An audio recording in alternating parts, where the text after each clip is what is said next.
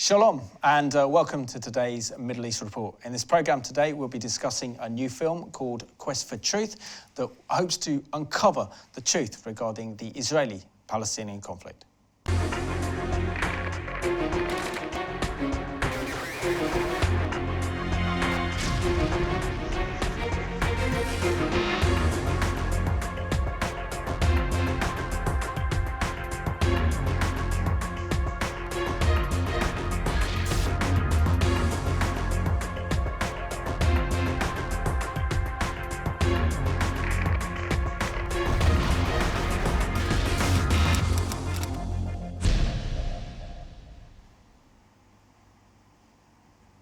Warm welcome to the programme, and my guest today is Andrew Cook and his mother Daphne Cook.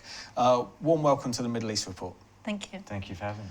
I'll start off with you, Andrew. Can you share a little bit about your background? Now you are a film director, but how did you come to faith in the Lord Jesus Christ, and how did he place a love for Israel and the Jewish people upon your heart? Our ministry, the charity overall, is called Generation to Generation, which my mum founded, and our core message is about the generations, about parents passing on to their children, and about one generation passing on to the next, and that is how I came to faith.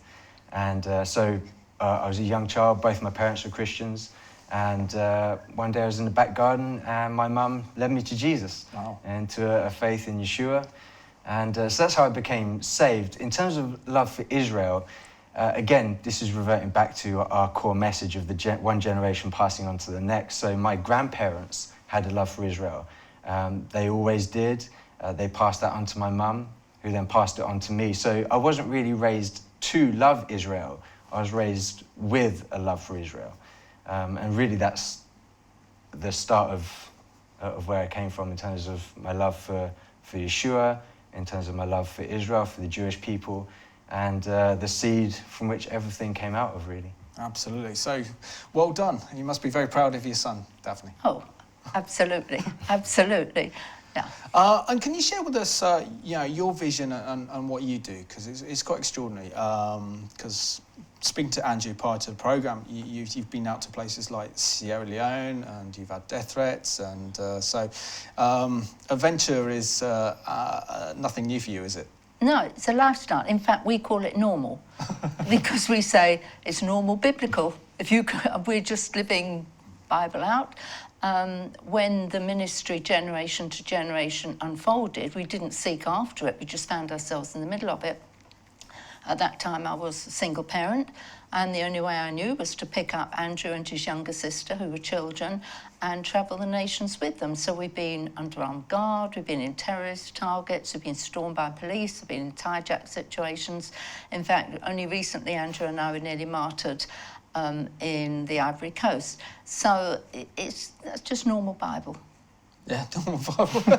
Not the rest of us. But can you share with us, with your faith that makes you so bold and wanting to go to some dangerous places to spread the gospel? It's a difficult question because to us it's just normal, and it isn't until we talk to other people that suddenly you realise maybe this is a bit different. But I think backtracking a bit, when Jesus asks you to do something, often people say, well, I can't for this reason, or for that reason, or for the other reason, I've got a mortgage, or I've got children, I can't do it. And it's if we're expecting him to say, I'm so glad you reminded me of that, because, I was about to send you out and I hadn't considered these things, so thank you for reminding me.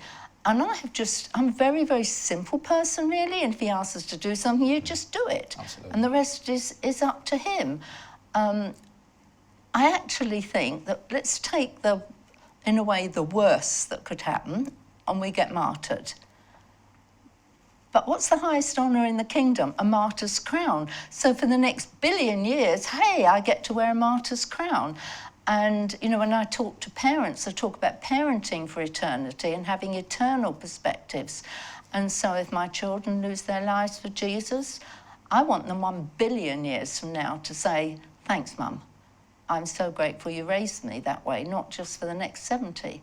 So this is just so much a part of who we are that it take some thinking to think, how does it look differently to other people? I know it sounds crazy, but that's just where it is. No, that's fantastic. And can you share with us the vision for the film, Quest for Truth? Yeah, our message, which we do many pastors and leaders conferences all over the world, talks about how we're all responsible for the next generation and how God plans from one generation to the next. So he had plans for Abraham's generation, Isaac's, Jacob's, to David, towards his son coming in a manger. And that today he is still planning generation after generation until his son comes in clouds of great glory. So we say if we're all to raise the next generation, we have to be like the men of Issachar, who know the signs of the times and know what to do. So we have to understand what this next generation are living for and what they're going to be walking into. And of course, we see an understanding of Israel as an essential core part of that, because if they don't understand, as the days unfold, they're just going to think that God has lost the plot, and they're going to lose the plot too. So it really is to give this next generation an understanding of what God is doing, not based on what the media tells them, and to really help them to get to grips with this themselves. Absolutely. So, Angie, can you tell us how the vision for the Quest of Truth, and we'll show an extract very, very shortly, came about and some of the ideas behind it, the practical ideas, essentially? Yes. I mean, that's a huge topic. So, obviously, Daphne shared some of the vision behind it. And we're just a family at home. There's me, her, my younger sister sitting there with this idea, and there's no way for us to have this materialize. And we had no idea how you go out and find a film crew. And so really, we were talking to a family member about this subject who happens to work in media, and a media company ends up coming on board and saying, hey, we'll do it for free. We had to pay the ground costs, but in terms of the editing side of things, they'll do it all for us. And that was the biggest hurdle for us in terms of actually having this happen. And that really got the ball rolling. So we ended up going out to Israel on numerous trips, meeting with lots of different people saying, look, is this even a good idea? Has it already been done? Because if it has, we don't want to recreate a wheel. So we met with lots of people. Lots of them said, yeah, this needs to be done. In fact, we don't know of anything like this ever been done before. A friend of ours, Dr. Michael Brown, told us it would be impossible. You will never get Israeli and Palestinian leadership to agree to be on the same documentary with their ideas, their narratives being pitched against each other. And really, we just kept taking one step at a time. We ended up doing it, obviously, and Michael said, okay, fine, it will never be done again. But it's really just been that, just one step at a time, meeting with different people. Do you want to be involved? They all said, yes, nothing like this has been done before. We love to be involved. Groups like Stand With Us were a huge help and have become very good friends of ours. But, I mean, one of the things that we pride ourselves on as well is being able to have that relationship with Muslims in our area as well. And so being able to have friends on the Palestinian side that we can stand with as well. Because even though we've done this documentary and our heart is for Israel, for the Jewish people, ultimately, we want people to have a love and compassion for everyone caught up in this. So we hope that through the vision and through the documentary that's ultimately what people will walk away with. Excellent. So let's have a look at the first extract from Quest for Truth.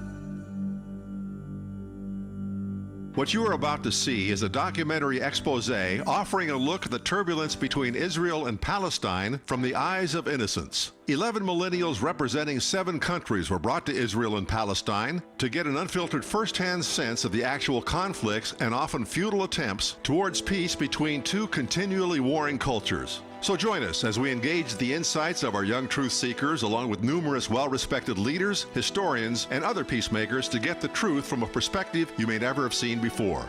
Meet Andrew and Daphne of Generation to Generation, an England and American-based nonprofit who are the visionaries for this endeavor. And we want to welcome you as you start to watch this documentary, which was born out of a trip we actually made to Israel. And while we were here, we felt safe, we felt like we were protected.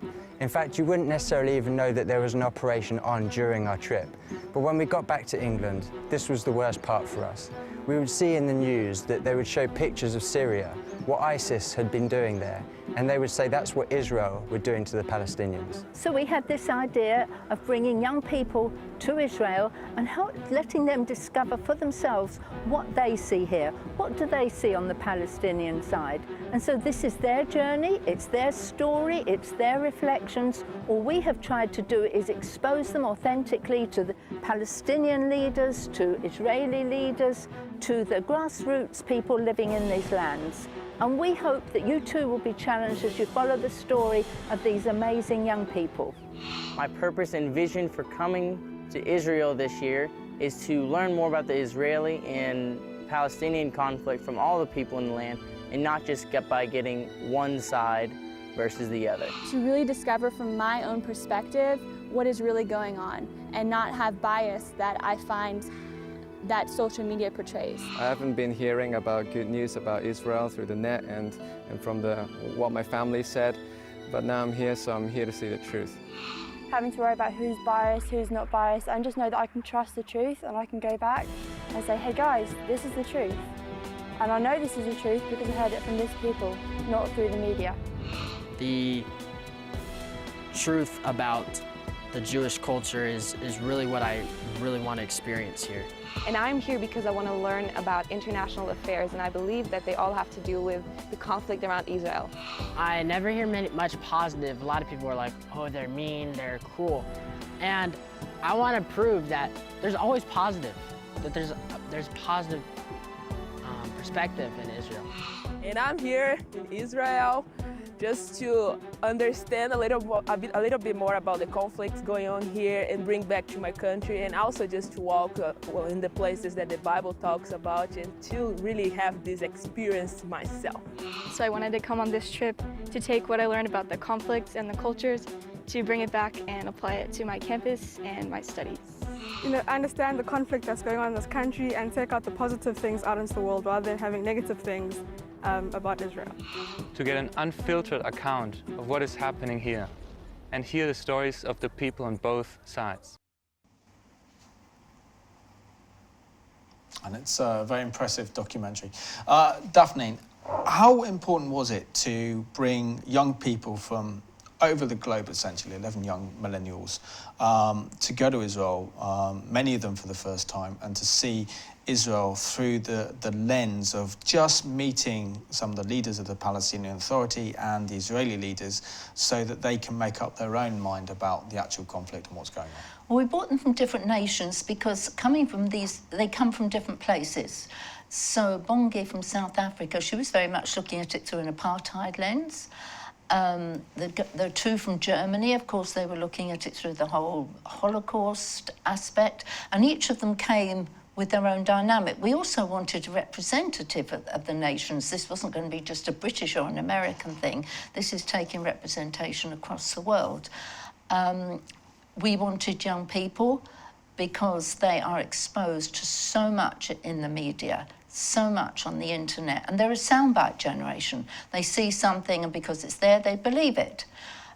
They are also a generation, I believe, that wants to inquire, wants to be stretched, and wants to find out. And just sitting down and telling them, that's not experiential learning, and I'm a great believer in experiential learning. So we let them loose. And if you want to know a miracle in today's world, here's the miracle. Andrew and I said nothing, didn't give any opinions and any comments for 3 weeks. Now that is a miracle. So they had to bounce it around themselves, and they had to think, and they went on their own journey. So that was our reasoning behind it. Excellent. And Angie, what's the group dynamics like? I mean, a lot of people in this country who love Israel and support Israel are kind of part of the older generation. And so therefore, young people looking at Israel see this as something that this is for old people, and yet Israel is a very dynamic, it's a very young country. And how did the young people engage when they're actually in Israel itself and the group dynamics? Yeah, that was one of the things we were concerned about, is bringing 11 young people from all over the world that never met each other. Maybe 3 of them knew each other, that was it. So that was a part of our interview process, is that, do you have a sense of humour? So if you have a sense of humour, it can be easier to engage quickly. And so actually before the filming started, we had a couple days in a hotel with a swimming pool. We got to have some fun and just have them engage with each other on a relational level, so that when we started filming, there was already some sort of connection there.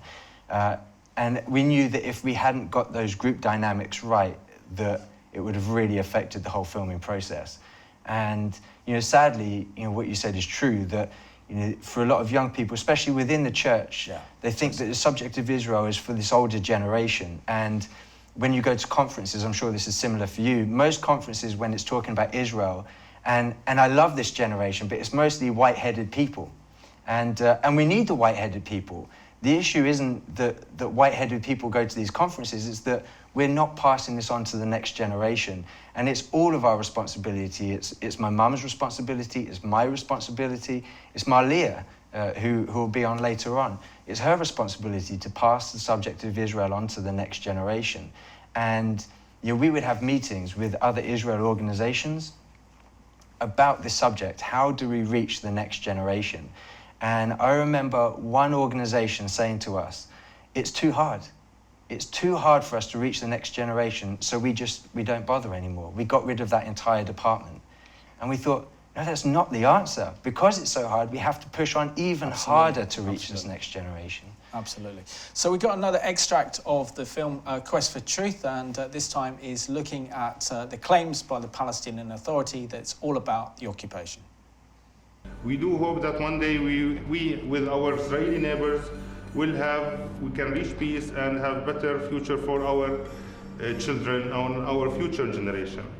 I noticed that in the hotel that I'm staying, there's a swastika on the outside. And I know that that is an old ancient symbol, but I also know that in my culture, it has been abused in a huge genocide against the Jews. And I just wanted to have your opinion on how do those symbols affect peace attempts, because I know that everybody is pro-peace, but I also think it sends a message to have such a symbol on a public space. So I wonder why you leave it there if it's obviously very sensitive for peace negotiations to happen.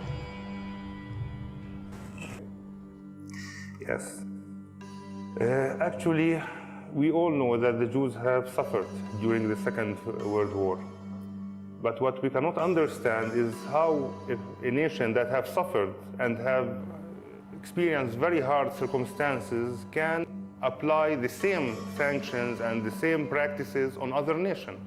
They should be the last nation that should apply that kind of humiliating or bad practices for people. The people who have drawn that symbol is mentioning the similarity between that regime and the existing Israeli regime. Because if you compare it, you will have it the same.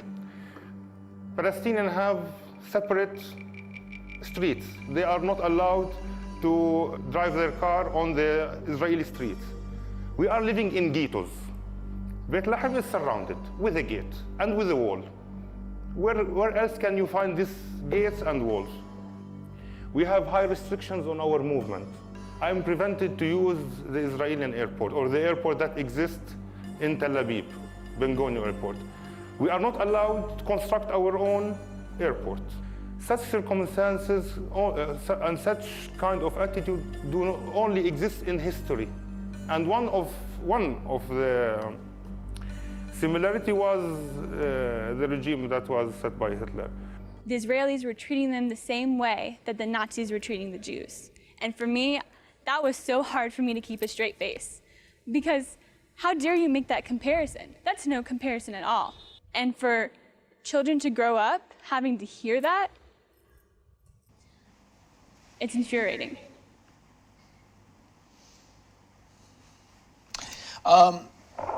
I'd say, Daphne, when you see that, and we see here, you know, the full Palestinian Authority propaganda into actually play, how can you actually sit there and kind of keep a straight face? It must have been very difficult when you have the spokesman for the Palestinian Authority, the mayor of Bethlehem, come out and actually compare, for example, the Israelis to that of the Nazis. And if the Israelis were like the Nazis, then there wouldn't be one Palestinian alive. So, you know, the comparisons, and sadly our mainstream media and many liberals believe these lies. Well, I have many responses. At the time, when I said, do you want to see a miracle? The miracle was we sat there with just like the young people just nodding and going along with it because we couldn't influence the young people. That was hard. I mean, really hard. Another response of mine is I'm pleased they came out with it because we've had many people, we've had Israeli ambassadors, we've had other media people saying, how did you manage to get that on camera?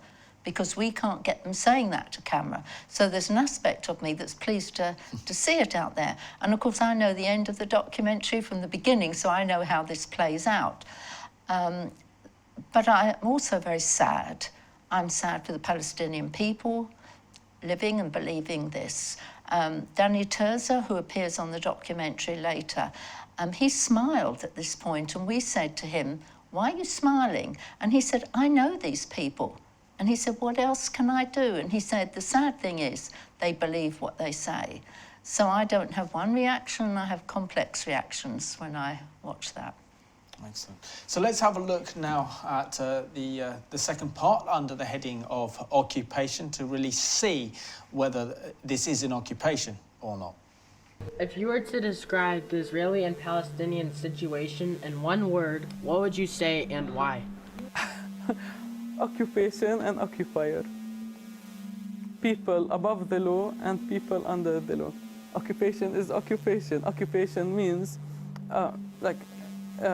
having your freedom, living freely in your own state, independently. We met with Pastor Naeem of a church in Bethlehem.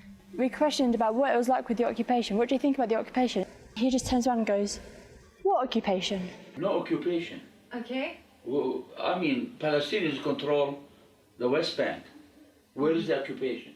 Whoever told you we are under occupation, where's the occupation? We completely under Palestinian Authority. That kind of changed my perspective because the day before I had been just believing blindly everything that was said as truth, but then a lot of what they were saying just completely flipped what I was perceiving. What occupation? That, to me, when he said that, I started laughing because suddenly everything became so simple, and I started thinking, I had not seen one IDF soldier in the whole time I was in Bethlehem. I had not seen one Israeli flag. I had not seen one institution of Israel. What occupation? To me, that said, I've heard lies. I've been lied to by the politicians in this area. I cannot trust the politicians in this area. She said, occupier and the ones who are occupied, above the law and under the law. But at that same night, I am at a house, at a meeting. We were feeding the poor, and I speak to a high-ranking woman in the authorities. And she shows me a picture next to the doorstep of her husband. And with a smile on her face, she says, oh, this is my husband. He's in prison for life, for crimes. She didn't elaborate on why, but he was captured by the IDF soldiers. And she says that, right, like 2 hours after somebody tells me, oh, the Israelis are above the law and the Palestinians are victims of the law. And whilst it evoked a lot of frustration in me and anger, at the same time, I could feel that I really have problems empathizing with people that are so blinded by hatred. That was my favourite part of the whole documentary. It was superb. Andrew, that was an absolute gem to get that on camera and to interview Pastor Corey, who stated unequivocally, there is no occupation. Where's the occupation? I know this, you know this. But sadly, the vast majority of the Western world, including most of the world, don't know this because they believe the lies of the Palestinian Authority. But for the young people, how much was this an eye-opener when they discovered this? Oh, it was huge. I mean, we designed it so that the young people would come from a similar angle to young people do all around the world. So generally, we hear the Palestinian narrative, we buy into it, and then we criticize Israel.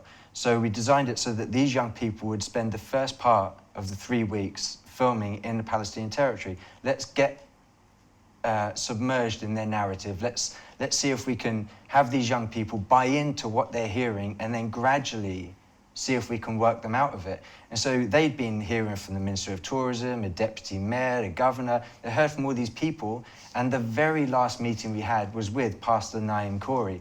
And so at this point, they're believing everything they heard, like Emily said. And then suddenly, they talked to Naim Corey. What's it like for you living under the occupation? And he then just flips everything they've heard from all the other Palestinians up until that point on its head. And you can see from Bettina's reaction, she's got, oh, okay. And then he starts to unpack what that means. But it was huge for them and a very pivotal moment where they suddenly realized, wait, maybe all the things that we've been told up until this point aren't exactly true. It was a fascinating moment in time, one which we hadn't intended or planned for that to happen, but it was a perfect moment in time for it. Daphne, were you concerned at any point for the kind of safety of the young people being in Bethlehem and knowing how that the Christian community very much were oppressed for a number of years by Hamas until the Palestinian Authority took control of Bethlehem again. But there is a sense that there was huge persecution of Christians in Bethlehem. But this is not what the Palestinian Authority want to tell the world. Yes and no. You've got to bear in mind that our level of what we consider safe and not safe is not the same as with other people. This is our lives. Having said that, we're not careless. And so, yes, we were observant. We did have our eyes open, that we were being looked for by Fatah. The governor put out a word to say that if anybody did anything to us or to any of the young people, there'd be prison with no recourse. So there was a huge level of this. But at the same time, there was not, we weren't just being careless. The biggest moment I think we actually realised how it had been was when we left to go into Israel. And when we went through the checkpoint and came out the other side, it was like breathing fresh air. Now we don't have to protect them. The IDF can do the job. So, you know, always looking back, you see things more clearly. But it was a job that needed doing, and the only way we could do it and do it authentically was take them to live there and to be there. And that's how we did it. Absolutely. And how long did you spend in the Palestinian Authority area? Yeah, we spent just under a week. Yeah, roughly 5 days, I think. And so they could see everything for themselves and, you know, just be able to talk to locals and what have you. Yeah, it wasn't just meeting with the leadership of the Palestinian Authority. We wanted them to engage with average people. So we had barbecues with young people, we met with families, because ultimately you can have a perspective about the leadership, but that can be a different perspective in terms of the average person. And they, unfortunately, are fed information from the top, but they're different people. You're dealing with different issues, and we wanted them to treat the two differently when they came to their own perspective at the end of the trip. Excellent. Yeah. And Daphne, can you, because we're going to have Marley on in a moment, but can you tell our viewers why this is so important that for example, grandparents need to tell their grandchildren to watch this and others, and why this is so important for young Christians to watch this documentary? Well, if I backtrack again, we are raising an end-time generation. We're raising a generation that could see the return of the King. The heads of all the major mission organisations met together, and they issued a statement, and this is the heads of the major mission organisations at an event called Call to All. Call to All. And they said that this emerging generation can easily complete the Great Commission. Therefore, they can see the return of the King. So everything that we're about is to take them from now to the return of the king and what is going to happen between here and here. And again, if they don't understand Israel as the epicenter and the apple of God's eye, how are they going to know what's going on in the nations? How are they going to know what God is doing if they can't run with his heart and feel secure in his plans? I mean, we're going to be called to account for how we stood by Israel. How can we send a generation forward and not equip them in something that's so important to God, that is so important to the nations? And if they don't understand Israel, he said, I didn't choose you because you were a great people. I chose you that my name would be known. And so there is so much that we are not equipping this generation for. If we don't pick up our responsibility and pass it on to them and equip them relevantly for their generation, they're going into their schools, they're going into their colleges, they're being faced with questions about the BDS movement, about Israel killing Palestinian children. And even if we are teaching this generation about covenant, we are not equipping them to stand in their generations, to stand by Israel relevantly, and to be there literally in such a time as this. It's what I consider as a high priority in my life, and I would just speak to any of my generation out there that have a heart for Israel.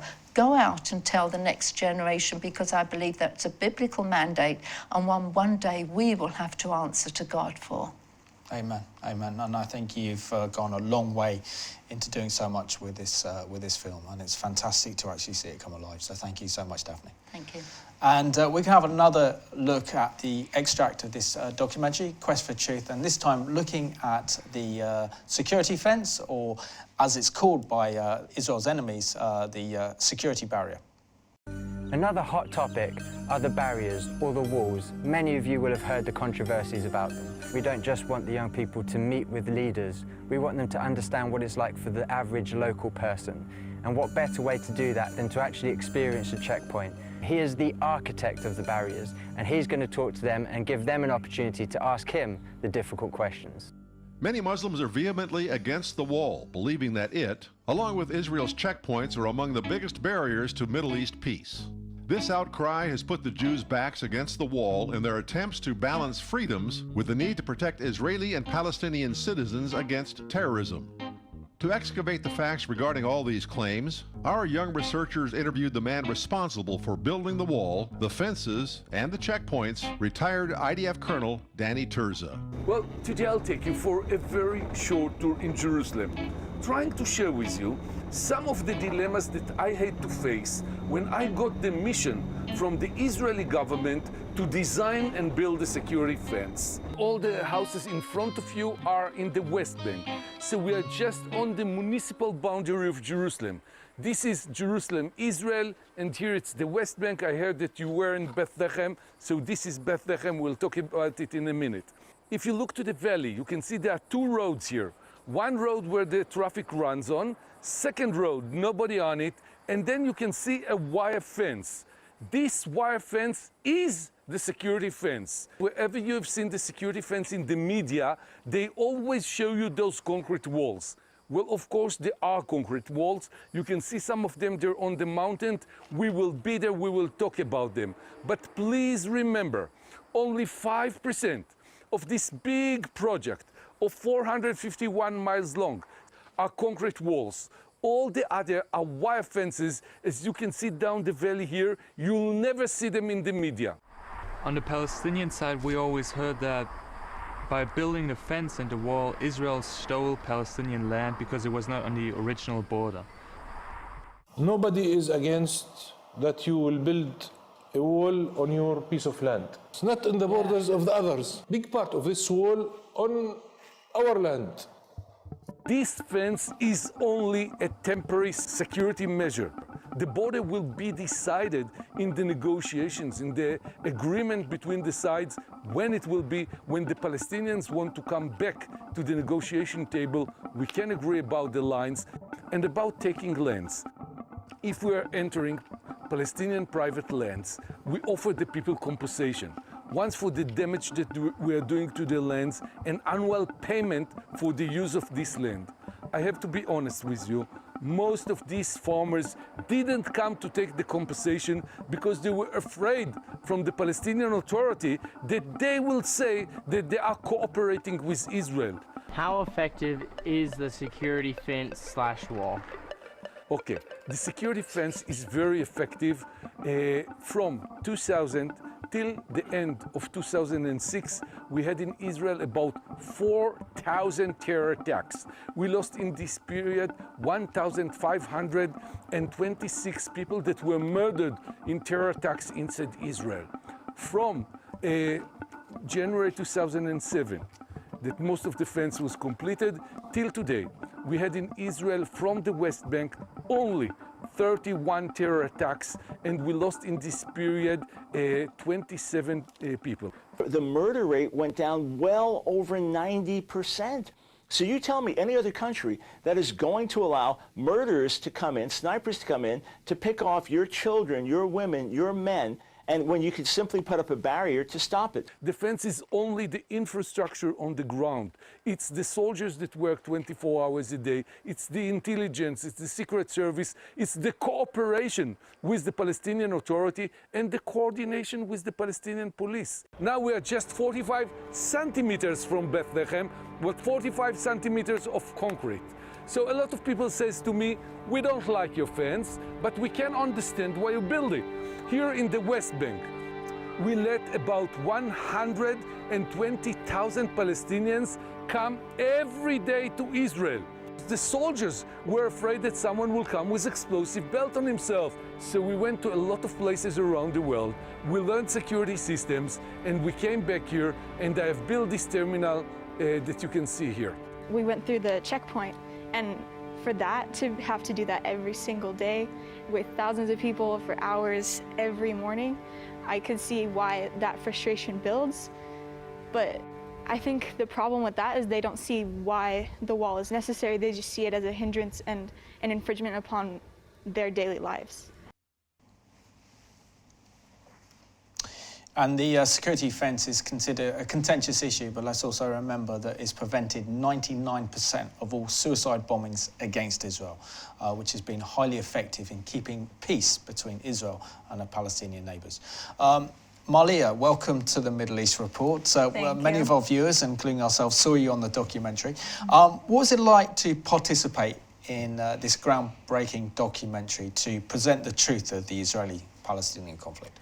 I thought it was an amazing privilege to be able to go behind the scenes, because so many times we just read on our apps or on our phone about news that's going on, and then you get into these conversations and you go from, oh, well, I saw on this news report that this is going on, and I saw on this. And so I had the opportunity to be able to go there and to be able to talk with people and see for myself what's really going on, which is a privilege that a lot of people don't get to experience. Absolutely.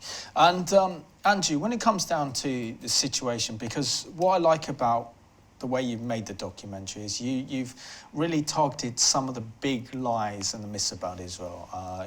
The security fence, so-called occupation, Gaza, many of the media flashpoints, as it were, and then you've addressed them, which sadly our mainstream media doesn't do. But how much did the impression did the young people have going and actually meeting with the architect of the security fence and having been on the same tour that was organised by the Israeli Foreign Ministry and the Israeli Government Press Office last October? It's enlightening what he says and what he comes out with regarding why the security fence was built and some of the problems about having to move the security fence this way and that way because it impeded an Arab village or an Arab town or a sacred site. What did you learn from that? Oh boy, there is so much that Danny Terza unpacks for you regarding the security barrier and the fence. It's hard to say that there's just certain pieces of information. There's so much of it you don't hear in the media. And all you ever hear in the media or see is this whacking great big wall, which is there. And that's all you ever hear about. But that's only 5% of the entire project. 95% of it is a fence, and it's not an electric fence, which is also information which people will find out, but it's not electric, it's just a fence, it's a high-tech fence. But, I don't know any other country that would allow attacks like that to go on against its own people that wouldn't say, hey, this could be fixed by just putting a fence up. It's only Israel which gets criticised for this kind of thing and for trying to protect its own people. So it was all very enlightening.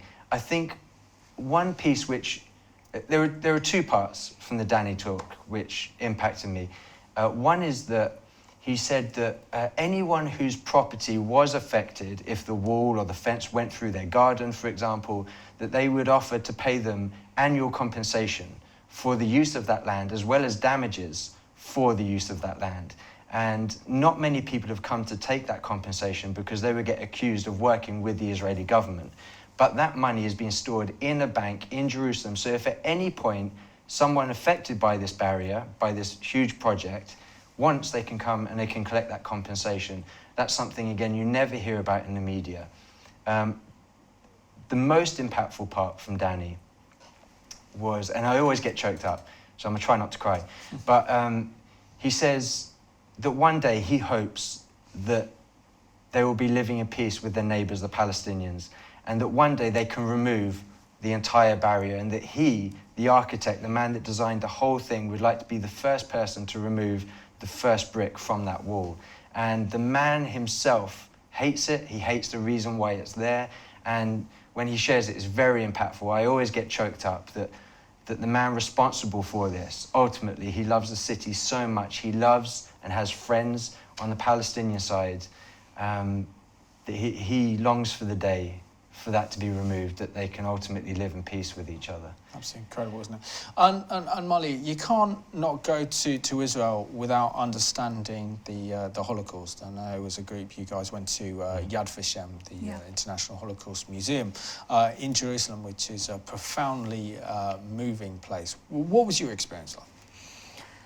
Well, I had gone through it once before, but it was different going through as a group together and being able to process it together just from our generation.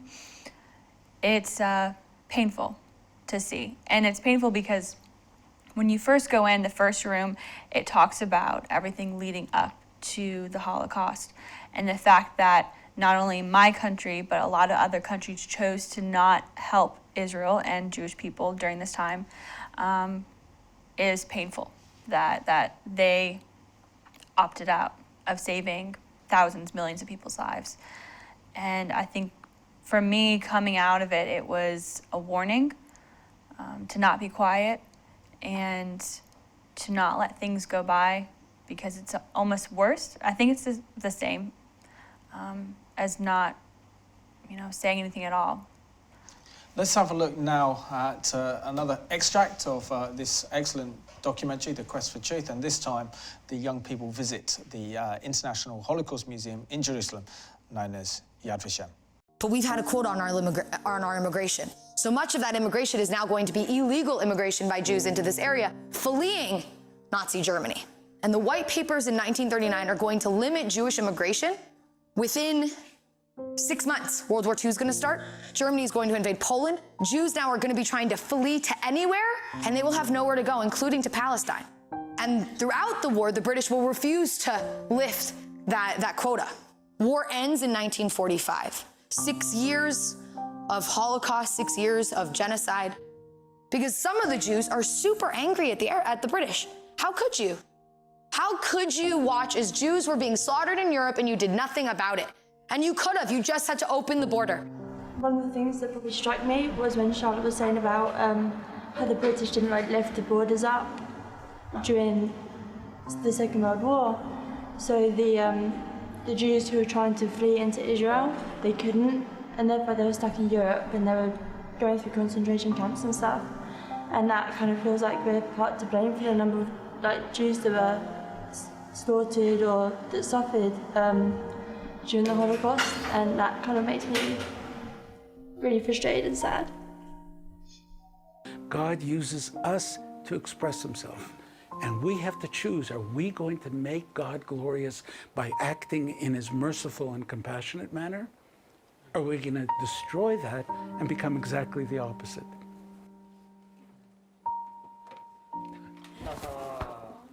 Thank you. You're welcome.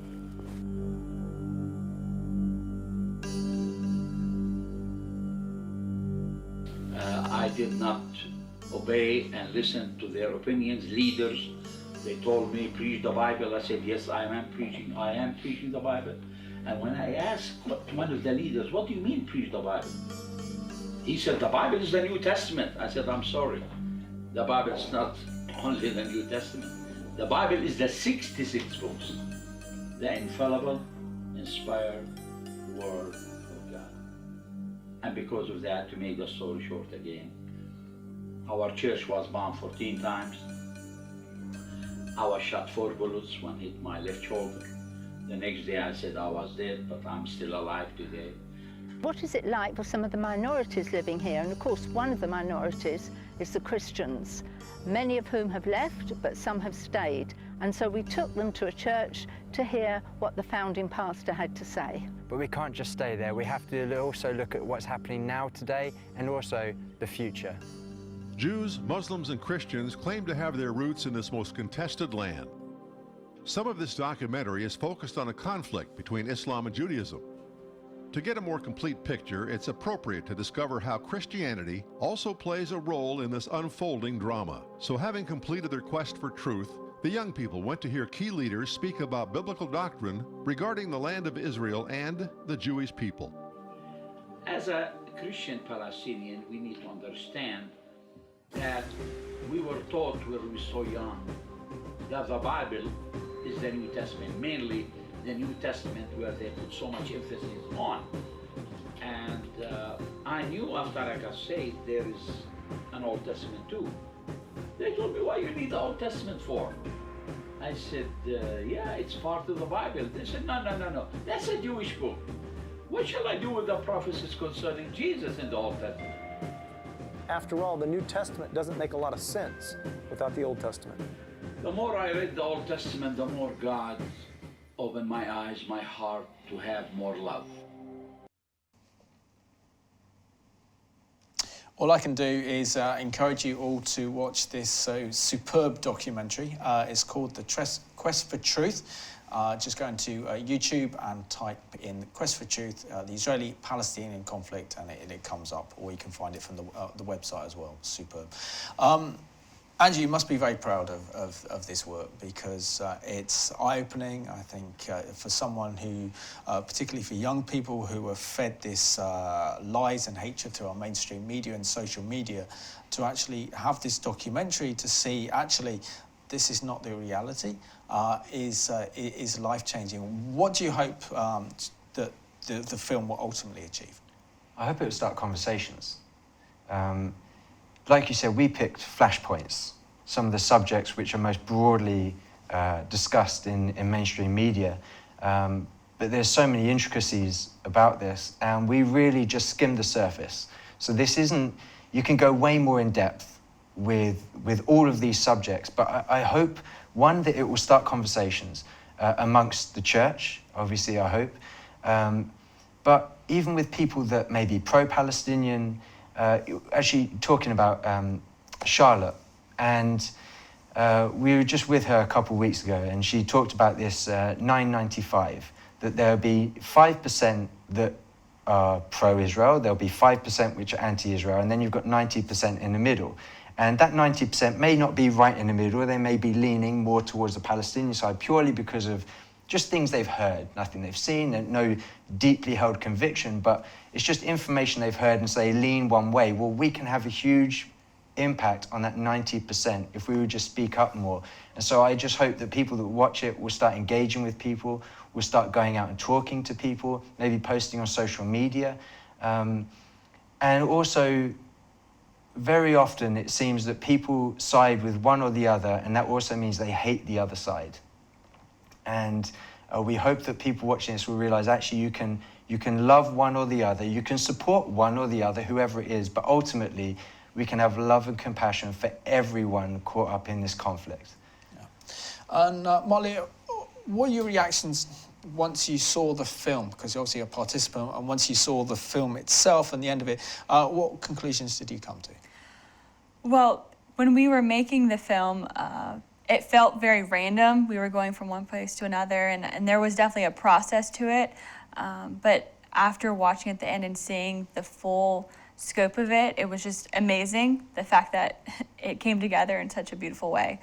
And I'm excited for the fact that it is something that I think a lot of people can watch and understand it and go through that journey with us like we did. Yeah. Amalia, how can we inspire your generation? I know that Andrew and his mother Daphne have done a great job so far, but inspiring your generation with the importance of standing with Israel and the Jewish people, and also having that biblical understanding as well. I think, like Andrew said about having that discussion, we like to talk, and we like to see pictures and videos of things that are going on around the world, and seeing someone that you know and someone that has a similar face to you or a similar background helps you connect in a way, and makes you feel like you're there. And that's what I liked about the fact that there was so many different people and that we had all these different backgrounds coming together, and opening the door for discussion. Excellent. Andrew, down to the last 4 minutes of the programme, but I suppose the biggest challenge for you is to get this into the churches now, isn't it? So that so many churches can put it on, can screen it, so that their own young people can have a discussion on the superb documentary that you made. Yes. The issue of distribution is an interesting one, and screenings, if people want to, they can go to the website, questfortruth.org, and there'll be a page there where you can book onto it. And yeah, I'd encourage you, if you can go to the website, go to questfortruth.org, you can book a screening, you can let us know how we can help support you, whether that's screenings, if you just like to have a speaker come to you. I would also say, we decided to put the documentary out for free. We didn't want to put a paywall up because we realized if we did that it would immediately stop a lot of people coming to see the documentary or going out of the way to pay for it. So if you appreciate it, if you liked it, if you were impacted, and if you would like to support ongoing work, consider also making a donation towards the ministry, to the work that we're doing, that we can continue to do things like the Quest for Truth and continue our efforts in terms of reaching this next generation with this important message. Yeah. And Malia, how much has this experience not only opened your eyes but the rest of the group regarding Israel? And do you still keep in touch? Are you still kind of friends? And how much has that experience being in Israel and the Palestinian Authority kind of bonded you all together? Well, we were there for 3 weeks, but it felt a lot longer, and I definitely bonded with a lot of the group there. And it's amazing how quickly we formed a friendship and really enjoyed the experience overall. That's cool. And any plans for a future documentary?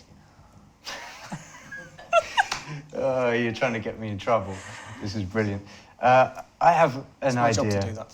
Yes. When I leave this set, I will be in trouble. But I have an idea for a part 2. And the subject of Quest for Truth, we'll probably use that as more like a brand that we can do the Israeli-Palestinian conflict. We might do something maybe on anti-human trafficking, which my sister heads up that for our ministry. So, but I do have an idea for a part 2 related to Israel, and not just the Israeli-Palestinian conflict, but maybe the conflicts which surround the nation. So I look forward to it. We'll see what happens. Excellent. So Andrew and Malia, thank you so much. And of course, Daphne, your mum, for being my guest on today's Middle East Report. And I think what you've made here is something very inspirational. I think it's something that challenges those who have an anti-Israel perspective, but also those who don't know much to find the truth for themselves. And, that's what this programme's about. So congratulations for the superb work you've done. Great job. Thank you. Thank you. Thank you so much. And I just want to thank you all for watching today's Middle East Report. And, it's so important, particularly for the millennial generation, that they come to understand God's plans and purposes for Israel and the Jewish people. And there couldn't be a better way to inform them to actually watch this incredible documentary called Quest for Truth on the Israeli-Palestinian conflict, so then at least will open their minds and provoke questions. And please continue to keep the Kirks in your prayer as they continue to make these groundbreaking films that hopefully and prayerfully will have an impact on not just this generation, but also on the younger generation as well. So thank you for watching today's Middle East Report.